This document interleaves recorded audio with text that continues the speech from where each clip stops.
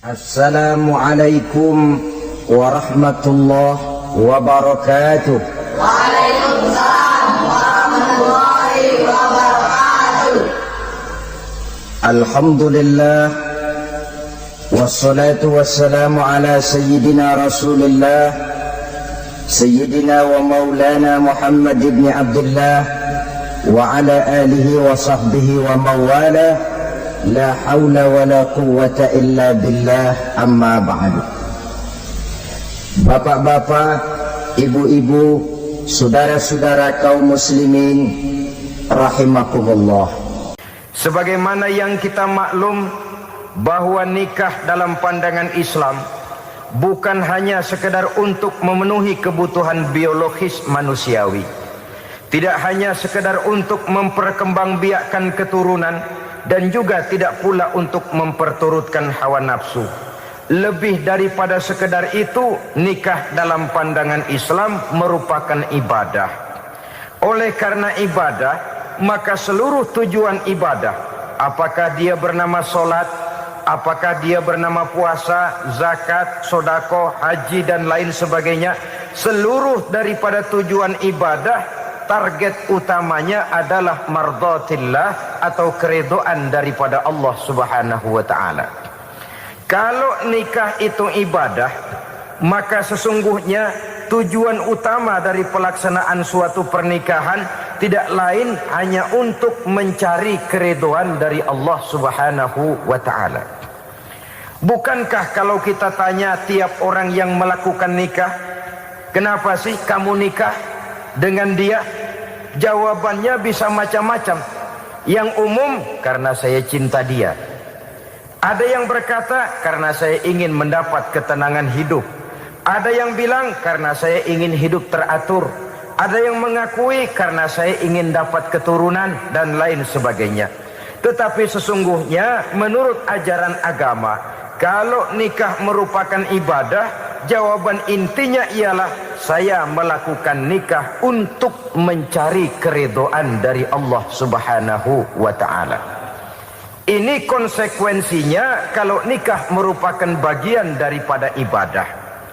Rumah tangga yang didirikan atas dasar mencari keridhaan Allah, maka akan diwarnai oleh nilai-nilai luhur daripada ajaran agama. Tanpa harta orang memang sulit untuk bahagia, tapi harta bukan jaminan orang lalu akan bahagia.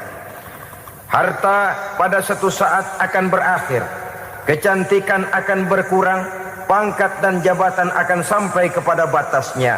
Tetapi agama, keyakinan, nilai-nilai iman, itulah pegangan kita yang kekal dan abadi.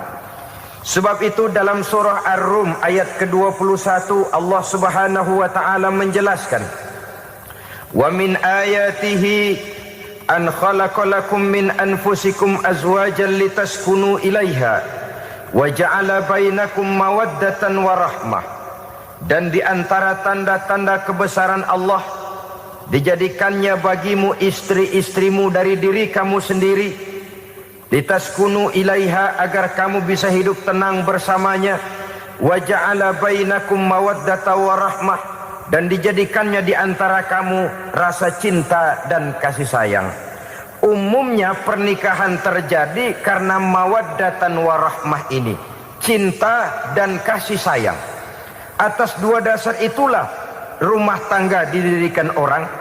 Atas dasar itulah seorang laki-laki dan seorang perempuan memadu janji untuk membagi suka dan duka dalam hidup ini secara bersama-sama. Namun kalau kita renungi ayat ini, Allah tidak hanya menjadikan cinta, tapi Allah juga menjadikan kasih sayang. Apa bedanya cinta dan kasih sayang? Apa bedanya mawaddatan warahmah ini? Saudara, mawaddah yang artinya cinta, itu sasarannya biasanya adalah jasmani, kecenderungan biologis. Itu akan berakhir. Orang yang mendirikan rumah tangga cuma karena kecenderungan biologis, cuma karena rasa cinta semata-mata, cinta biasanya terkait kepada keindahan. Betul apa benar? Biasanya orang mudah jatuh cinta kepada sesuatu yang punya nilai keindahan. Makanya anak muda jarang yang jatuh cinta sama nenek-nenek.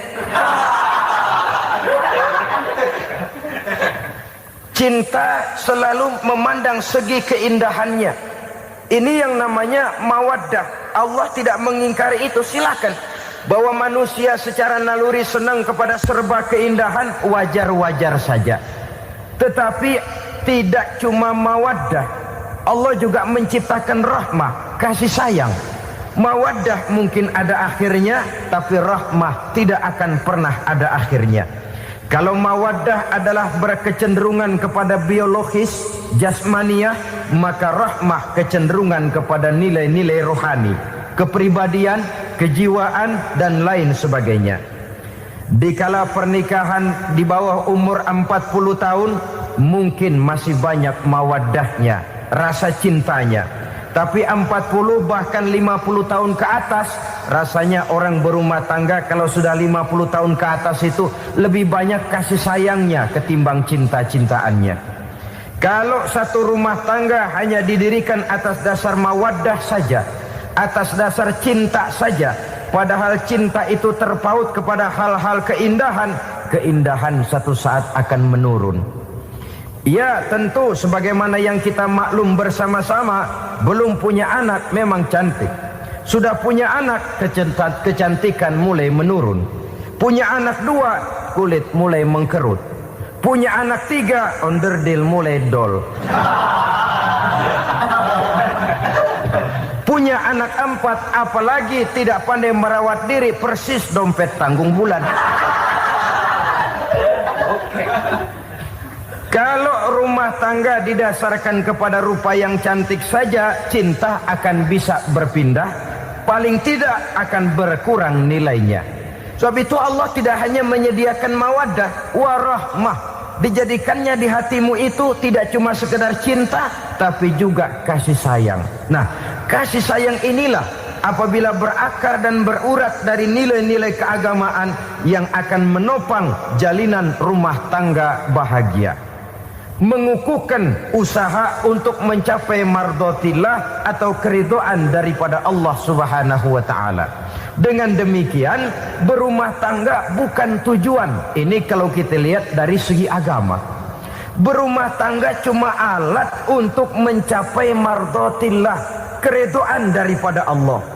Seorang suami yang pergi pagi pulang sore peras keringat banting tulang mencari nafkah untuk menghidupi keluarganya, kalau niatnya untuk mardhatillah maka pergi usahanya adalah ibadah. Sementara si suami pergi berusaha, istri di rumah mendoakan suaminya, itu juga merupakan bagian daripada ibadah. Marilah kita biasakan membina satu rumah tangga untuk mencapai keridhaan daripada Allah Subhanahu wa taala. Ini motif dasarnya. Karena itu Rasul Anas bin Malik pernah bercerita, bertahun-tahun saya membantu di rumah tangga Rasul. Selama tahun-tahun yang panjang saya membantu di rumah tangga beliau itu, kata Anas bin Malik, belum pernah kok saya mendengar kata-kata kasar, keras, membentak-bentak. Belum pernah saya melihat ada piring terbang, sandal melayang, ada penggorengan nitir di atas. Belum pernah, padahal tahun-tahun yang panjang sudah saya lalui. Itu rumah tangga Rasul. Istrinya lebih dari 1, tapi tenang, ayem, adem. Walaupun gosip selalu ada. Ini loh ya, namanya hidup berumah tangga. Jangankan rumah tangga kita manusia biasa, rumah tangga Rasul pun tidak luput dari gosip yang kita kenal dengan hadisul ifki itu. Itu sampai tercatat dalam sejarah. Tetapi yang jelas dengan istri yang lebih dari 1, rumah tangganya tenang, tentram, adem. Kita di rumah tangga istri 1, seminggu 7 hari, berantemnya 6 hari. Cuma 1 hari gencatan senjata. Saudara hadirin yang saya muliakan, kalau tujuan rumah tangga adalah mardhatillah, apa ciri dari suami istri yang menegakkan rumah tangga untuk mencapai ridho Allah itu? Pertama, sepasang suami istri yang membina rumah tangga semata-mata untuk mencapai keridhaan Allah, cirinya yang pertama bersyukur apabila beroleh nikmat.